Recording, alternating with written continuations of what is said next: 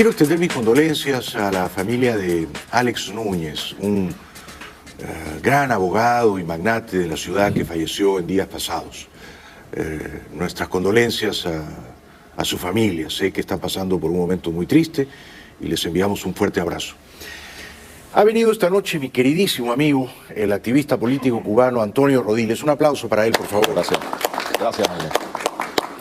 Bueno, y aunque te aplaudo también, sí quiero que me hagas preguntas agudas para que la entrevista esté movida. Gracias, lo intentaré. Sí. Celebro el talante combativo. Claro, las buenas entrevistas son las que hacen preguntas difíciles. Claro. Esta primera pregunta no es difícil. ¿Te sorprendió la salida furtiva de nuevo de Guaidó? Ya lo había hecho en febrero del año pasado, con ocasión de la ayuda humanitaria fallida que nunca entró. ¿Te sorprendió? No principalmente porque lo que es su actuar o su proyección venía decayendo, entonces necesitaba como un oxígeno y un impulso, y creo que en base a eso ha sido esta salida. ¿Ha hecho bien entonces? Creo que sí, sobre todo después de ese pulseo que se dio por el tema de la asamblea, y que creo que al final él logra ganar, entonces tenía que salir un poco a inflar su trabajo, ¿no? O sea, él sobrevivió a ese golpe parlamentario chavista comandado por el diputado opositor felón Luis Parra. Fue Guaidó el que ganó al final, ¿no? Creo que sí, pero no es para nada una batalla conclusa. Eso va a seguir. Correcto. Eso va a seguir. ¿Qué va a ocurrir cuando Maduro anuncie la fecha o su subordinado Tribunal Electoral para unas nuevas elecciones a la Asamblea Nacional? ¿Qué crees que debe hacer Guaidó? Jaime, en la entrevista anterior, casi ya un año, te comentaba que para mí uno de los factores principales es el tiempo. El tiempo. Y ellos están manejando y extendiendo y extendiendo. Primero lograron estirar y caer ya en el año electoral. Correcto. Que me parece que es algo que están intentando o siguen intentando manejar a su favor. Apostando que Trump no sea reelegido. No solamente eso, sino que este año, a no ser que ocurran, y es mi visión, situaciones extremas, bueno, pues se mantendría más o menos el mismo corte de política hacia Venezuela y Cuba, por ejemplo. Como que Trump está distraído en otras cosas. No, los años electorales no son años de grandes riesgos tampoco. Sí, ¿no? cierto. Entonces, creo que Guaidó debe intentar lo mismo que hace un tiempo atrás, estar llevando la situación al borde para que, así como ellos esperan que todo se regularice, él debe tratar de salir a buscar esos imponderables, que son los que al final cambian el curso de la historia. Sí. La historia se mantiene siempre como un ritmo regular, y los imponderables o las singularidades, diría en física yo, son las que cambian esos ritmos. Bueno, tú eres un matemático. Sí. Es decir, que la rutina no le conviene a Guaidó.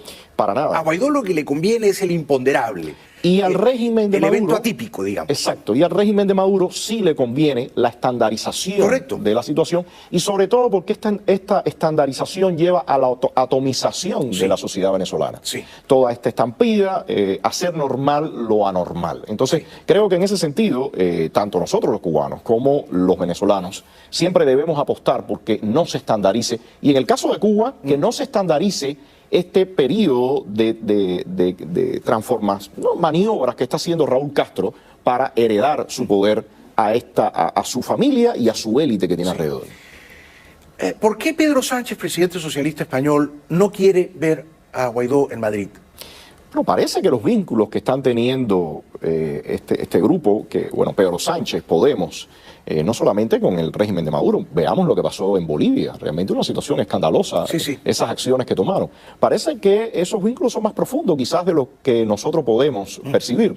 Y en ese sentido creo que están siendo consecuentes. Recordemos Zapatero, tú mencionabas ahorita el vínculo con Zapatero. O sea, todo esto a mí me parece que los pone a ellos a jugar en una dirección que, independientemente que quizás en algunos momentos toman posiciones para aparentar, pero en el fondo van a seguir empujando tremendamente la dirección del llamado socialismo del siglo XXI y esos socios, ¿no? Sí.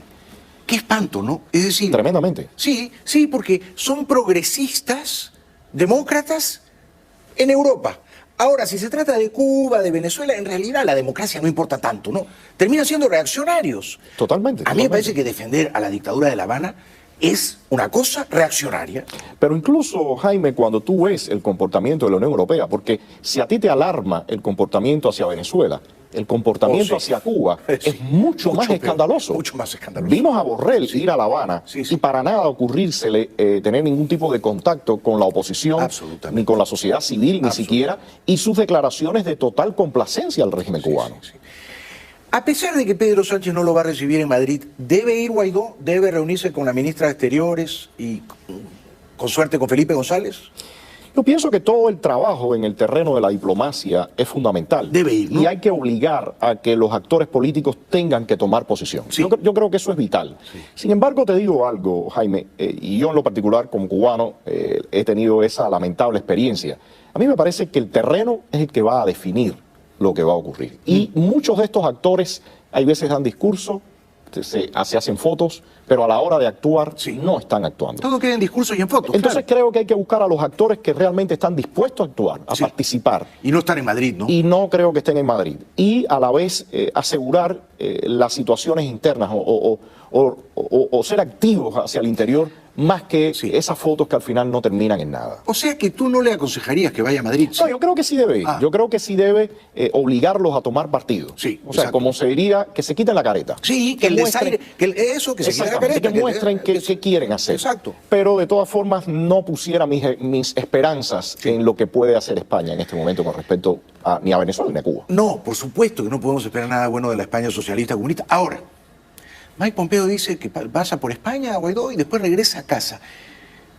¿Tú crees que Guaidó no va a ir a Washington y va a regresar directamente a Venezuela? ¿No sería eso un error capital? Yo coincido contigo. Creo que los actores fundamentales en esta ecuación es Washington, es Colombia, es Brasil y algunos países de la región, pero principalmente para mí esos tres son los países de más peso en este conflicto. Y me parece que él sí debería asegurar el contacto cara a cara con esos mandatarios. Claro, eso es lo que tú llamas ir al terreno, ¿no? Seguramente, o sea, es que el contacto físico no es suplantado por nada. Por nada. Independientemente de las nuevas tecnologías y todo lo que conocemos. Claro. Ese contacto y esa interacción y yo lo diría en cubano, ponerla precisa, decir, ¿me ayudan o no me ayudan? Exacto. Yo creo que eso es lo que toca en este momento. Hay que ir, tocar la puerta, esperar, pedir la ayuda, tratar de convencer, ¿no? Seguro. Ahora, si Guaidó no va, yo te preguntaría, ¿por qué no va? ¿Por qué no fue? ¿Cuál sería la razón que nubla o nubila su visión de las cosas? Yo tengo algunas dudas sobre lo que ha pasado durante este año. Yo también. Y cómo se ha permitido que se extienda el tiempo. Muchos discursos, muchas convocatorias que después se posponen para otra. Y me parece que los momentos se han ido perdiendo. Ahora se ha recapturado. Sí, pero hay que tomar en cuenta el escenario interno. Porque si bien políticamente ha logrado recuperar un capital, hay que ver si ese capital realmente se está reportando en respaldo decidido de la población venezolana con lo diezmada que está. Y por eso te decía que en el mismo caso de nosotros en Cuba, me parece que el punto acá que va a romper esa estabilidad tiene que ser la gente dentro del país. Sí. Y las estrategias, un poco saltando a lo que mencionabas tú con las sanciones, las estrategias o la ecuación que defina la estrategia tiene que tener en cuenta varios elementos. Y uno de ellos, por supuesto, es toda esa presión externa, pero es fundamental el factor interno, es fundamental la gente que está en el terreno. Absolutamente. Fíjate lo de Bolivia. Evo Morales no hubiera caído si la gente por millares y quizá más no hubiera salido a las calles a rebelarse contra el fraude. Esa rebelión masiva obligó a los policías y a los militares a elegir un bando, o el pueblo o la dictadura. ¿Salimos a defender a la dictadura y a matar al pueblo inocente? Pues no, estamos con el pueblo. Y el dictador huyó, ¿no? Ese es el momento de irregularidad que te mencionaba. Claro, ese es el evento. Si los militares, que gracias a Dios en Bolivia no estaban doblegados por Evo Morales y su grupo, si los militares no se ven en esa situación de precisar qué van a hacer, pues no se produce la ruptura. Correcto. Y eso es, en este caso en Venezuela, evidentemente por el control que ha logrado el chavismo, el castrochavismo, el momento de irregularidad va a tener que ser más potente para lograr esa fractura. Y en el caso nuestro, cubano, también tiene que ocurrir. Porque de lo contrario, te digo, las sanciones llegan hasta cierto punto. Por supuesto, pero al final del día, sacar al pueblo a la calle ya no depende de la Unión Europea, ni de Trump, ni de Duque, depende de la convocatoria de los líderes internos. Y depende de muchos elementos, porque una de las cosas que buscan estos sistemas es atomizar completamente la sociedad. Sí.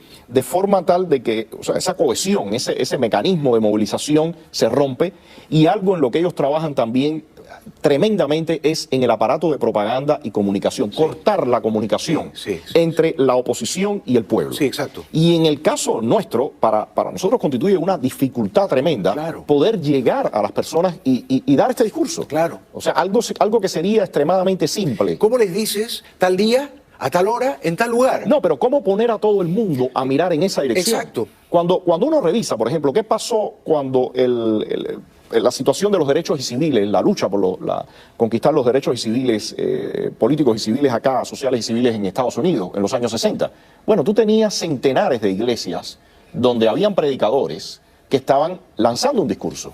Cuando se le decía a las personas, vamos, ya todo el mundo estaba viendo lo mismo y todo el mundo se movía en esa dirección. Buen punto. En este momento... ¿En Cuba no se puede hacer eso? No se puede, porque lo arrasaron, pero en el caso de Venezuela he visto que la prensa escrita la han arrasado, los medios, las televisoras la han arrasado. Y el acceso a Internet está muy obstruido. Exactamente. Es muy difícil. Entonces, ¿cómo la oposición, no solamente Guaidó, porque yo creo que es importante la participación, y ese es otro punto, la participación de los distintos actores. Que están divididos, cosa que le conviene a la dictadura, lo que tú llamas atomizar. Exacto. Pero ¿cómo la oposición le llega a la gente? Claro.